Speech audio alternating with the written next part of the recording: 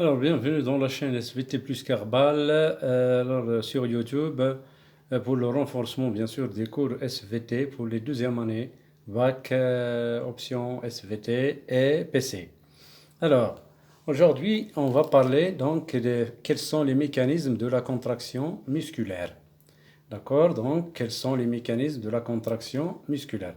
Donc, vous avez ici donc des micro-électronographies de l'ultrastructure d'un sarcomère relâché, c'est-à-dire au repos, et l'ultrastructure d'un sarcomère, bien sûr, contracté. Alors, vous avez donc c'est l'aspect mécanique de la contraction musculaire au niveau du sarcomère. Alors, au repos, donc la strise Z ici jusqu'à la strise Z, c'est le sarcomère. Ça, c'est donc le sarcomère en relâchement ou bien au repos. Alors, lorsqu'il est contracté, regardez ce qui se passe. Voilà. Donc, quelles sont les constatations, les observations alors, lorsqu'on a un sarcomère qui se contracte. Donc, vous avez, alors, au cours de la contraction, on note quoi? Alors, la longueur du sarcomère. Voilà, donc ce qu'il faut voir, la longueur. Donc, la longueur a diminué. Donc, il y a un raccourcissement de la longueur du sarcomère. Alors, regardez le disque sombre. Est-ce que la longueur a changé? Non, il n'a pas changé. Mais seulement la bande H a disparu. Et donc la longueur du disque sombre n'a pas changé. D'accord? Tandis que donc, la longueur du disque clair diminue. Regardez ici. Cette distance, donc, il a diminué. D'accord? Donc, puisque la longueur du disque sombre reste constante, donc le raccourcissement du sarcomère est dû à quoi? Au glissement donc des filaments, voilà, les uns par rapport aux autres, c'est-à-dire les filaments fins d'actine et sur les filaments bien sûr épais de myosine qui constituent donc le disque sombre. On parle ici de la théorie du glissement des filaments. D'accord? Donc ça, c'est l'aspect mécanique de la contraction musculaire. Alors, on va voir quels sont bien sûr les mécanismes. D'accord? Donc, premièrement. Deuxièmement, quels sont les besoins? Voilà, c'est ce qu'on va étudier. Quels sont les besoins de la contraction musculaire? D'accord? Donc, vous avez un exercice ici. On procède à la dilacération de fibres musculaires. تقريب يعني فككناها الالياف العضليه. Dans le glycérol c'est un alcool, voilà. Ce qui permet d'isoler les myofibrilles. عزل الاليافات العضليه. Ces myofibrilles sont capables de conserver leur contractilité, يعني تقلصوا, dans un milieu expérimental. Cette contractilité se manifeste par une sorte de tension, توتر العضلي. Le graphique ci-contre montre l'effet des ions calcium et de l'ATP sur la contraction des myofibrilles isolées. Le salirgan, c'est une substance qui inhibe, je crois, donc qui inhibe l'ATP, d'accord? Pardon? Qui inhibe l'ATP, l'hydrolyse de l'ATP. Le chélateur ici, c'est une substance qui fait inhiber le rôle du calcium. Donc, voilà, donc j'ai expliqué donc les questions. Interpréter les résultats de l'expérience du document 2. Que peut-on conclure d'après ces documents? Alors, alors, qu'est-ce qu'on observe lorsqu'on ajoute l'ATP et le calcium? Une augmentation de la tension des myofibrilles. D'accord? Et lorsqu'on on ajoute le salirgan qui est une substance qui inhibe l'hydrolyse de l'ATP, la tension diminue. D'accord? Et au moment où on ajoute encore l'ATP toujours et le calcium, donc il y a augmentation de la tension du myofibrilles. Lorsqu'on utilise le chélateur qui inhibe le rôle du calcium, la tension diminue. Mais lorsqu'on rajoute l'ATP toujours et du calcium, donc la tension augmente. Il y a contraction donc des myofibrilles. D'accord? Que peut-on conclure d'après ces deux documents? Donc pour fonctionner, qu'est-ce qu'il faut? Le muscle a besoin d'énergie. L'énergie, c'est une énergie chimique, ATP. Souvenez-vous de la respiration et de la fermentation. Les réactions biochimiques qui nous forment l'ATP nécessaire à la contraction musculaire. Sous forme d'ATP, mais aussi il a besoin des ions calcium.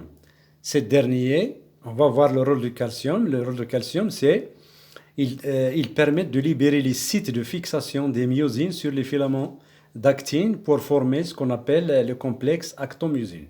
J'explique. J'explique encore. Pardon. J'explique avec un autre document. Voilà, je vais le chercher. Excusez-moi. Donc, voilà, on va le chercher ici. Mécanisme, alors, les mécanismes de la... Donc, je vais le chercher ailleurs. Voilà, je m'excuse. Toujours, voilà, je m'excuse ici. Je m'excuse, je vais le chercher. Dans un autre dossier, bien sûr. Alors, un autre dossier, la contraction musculaire de converti. Voilà, c'est ça. C'est ça. Alors, j'explique.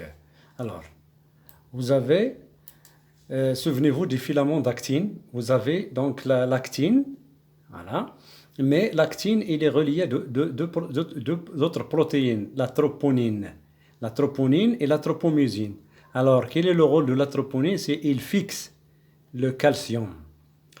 Alors, lorsqu'on excite la fibre musculaire, donc il y a libération du calcium. Ce calcium, il se fixe sur la troponine. Alors, la troponine, il va pousser la tropomyosine qui cache les sites de fixation de l'actine sur la myosine ici. Les têtes de myosine, regardez, vous avez les têtes de myosine, la queue, le corps de la myosine. D'accord? Donc, je m'excuse. Donc, voilà, le filament fin d'actine est constitué de trois types de protéines, l'actine, la troponine, la tropomyosine. Donc, tandis que le filament épais de myosine est constitué de plusieurs molécules ressemblant à des bâtonnets. Chaque bâtonnet se termine par une tête bilobée. D'accord? Donc, on revient. Donc, vous avez compris, donc, le rôle du calcium, c'est de libérer les sites cachés par la tropomyosine. Ces sites, bien sûr, permettent à l'actine de se fixer aux têtes de myosine. On revient à notre exercice, bien sûr. Donc, on avait dit, donc, on répond à ces questions. Donc, l'ATP et le calcium sont nécessaires donc, à la contraction musculaire. On continue. Voilà, donc, les mécanismes moléculaires de la contraction musculaire. Alors, j'ai résumé ces 4 phases. Il y a 4 phases pour ces... Donc, pardon. Voilà. Alors, quelle est la phase la première? Donc, la phase, lorsqu'on excite la fibre musculaire, il y a libération du calcium qui est stocké au niveau du réticulum endoplasmique, c'est-à-dire الشبكة. الكالسيوم مدخر داخل الشبكة السيتوبلازمية الموجودة في الليف العضلي. D'accord? Donc, libération de calcium. Ce calcium, souvenez-vous, il se fixe sur la troponine. La troponine pousse la tropomyosine. La tropomyosine, donc, libère les sites de fixation des têtes de myosine avec l'actine. Donc, ça, c'est ce qu'on appelle l'accrochage. l'ارتباط. Et bien sûr, l'ارتباط ديال الخياطات الميوزين مع l'actine. D'accord? L'accrochage. D'accord? Alors, la deuxième étape... Alors, les têtes de myosine, à quoi servent-ils? Ils fixent déjà les molécules d'ATP. Donc, qu'est-ce qui va se produire après avoir formé ce qu'on appelle le complexe actomyosine, actine bilmyosine, hydrolyse de l'ATP. Et alors, vous voyez ici la tête de myosine, il est à 90 degrés avec l'actine. Mais lorsqu'il y a hydrolyse de l'ATP qui est fixée sur les têtes de myosine, alors, il y a rotation des têtes de myosine de 45 degrés. Hein? Donc, pivotement. Ce pivotement va permettre le glissement de l'actine, des filaments d'actine par rapport à ceux de myosine, donc ceux qui donnent la contraction musculaire. Alors, la troisième étape, c'est que le décrochage, ce qu'on appelle le décrochage de la tête de myosine. Comment cela se fait? par libération, bien sûr, de ce calcium, parce que c'est le calcium qui permet la fixation de l'actine sur le myosine. Donc, se fait par la libération du calcium fixé au myofilament. D'accord? La dernière étape qui est C4, c'est le redressement de la myosine. Il se redresse comme le début. Alors, la dernière étape va être le rechargement en quoi? En ATP. Donc, les têtes de myosine vont fixer l'ATP, une nouvelle molécule d'ATP, donc de la tête sur la tête de myosine. Donc, la dernière étape va être le rechargement ou bien le redressement. Voilà, le redressement des têtes de myosine, comment? Par rechargement en ATP de la tête de myosine. Et sans redressement, bien sûr. Cette étape est primordiale pour qu'il y ait une nouvelle contraction. Voilà. Donc ces phénomènes vont se répéter tant qu'il y a excitation. Jusqu'à arrêt de l'excitation, donc on revient à l'état de repos. Bien sûr, il y a repompage du calcium vers le réticulum endoplasmique. Donc j'espère que vous avez compris donc, ces 4 étapes de la contraction musculaire. Bien sûr, arrêtez la vidéo pour écrire cela, d'accord? Et abonnez-vous toujours à la chaîne SVT+, votre chaîne donc, de renforcement des cours de SVT. Donc j'espère que vous avez un peu saisi. Donc bonne chance à tout le monde.